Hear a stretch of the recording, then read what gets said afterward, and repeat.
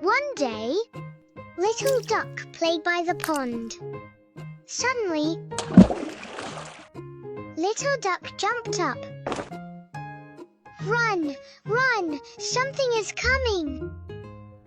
Little fox saw duck running.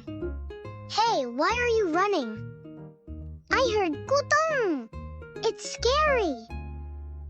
Little fox got scared. Wait for me. Soon, they met Bunny. Run, run, Gudon is coming. Bunny didn't understand, but she ran too. Run, run, run. More and more animals joined the run. Then they met Little Elephant. Stop, Elephant shouted. What did you see? Everyone stopped and looked at each other. Let's go back and check, said Elephant.